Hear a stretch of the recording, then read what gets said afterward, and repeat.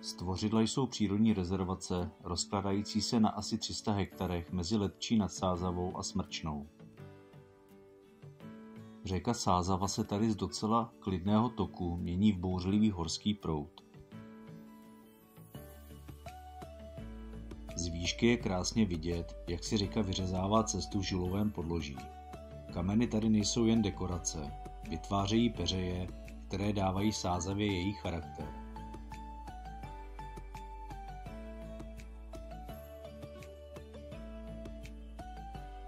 Podzim tady má své kouzlo, lesy kolem hrají všemi barvami.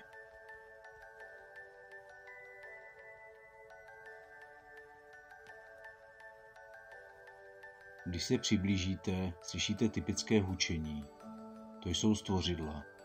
Asi 3 kilometry dlouhý peřejnatý úsek, oblíbené místo trampů, vodáků i fotografů.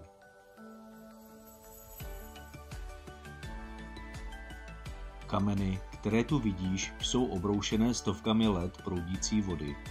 Každý z nich má jiný tvar, jako kdyby si řeka hrála na sochaře.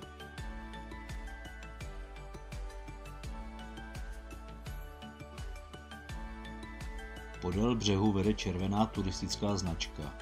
Cesta je pohodlná, místy kamenitá a vede až do Letče nad Sázavou, ideální na podzimní procházku.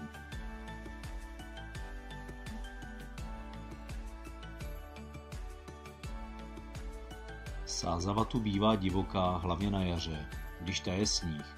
V létě se uklidní a dá se tu i brodit. Když máš štěstí, potkáš tu volavku nebo ledňáčka. Voda je čistá, takže tu žijí i pstruzy a mihule.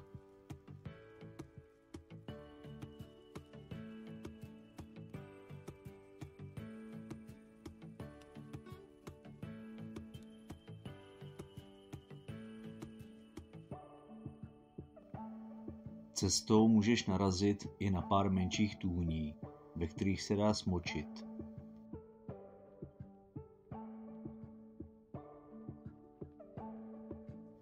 Cestou potkáte turisty s foťákem, občas trampy s kytarou, ale většinu času máte tenhle kus přírody jen pro sebe. Je to nádherný kus české přírody, který stojí za toho navštívit. Podle legendy tu kdysi žili divoženky a skříci, kteří chránili les i řeku. Název prý vznikl z toho, že tu voda stvořila neuvěřitelnou scenérii z kamene a pěny. Jiná verze říká, že peřeje stvořily tolik hluku, že se v tom místě prostě stvořilo všechno možné, zvuky, víry, hlasy a možná i pár těch tajemných bytostí.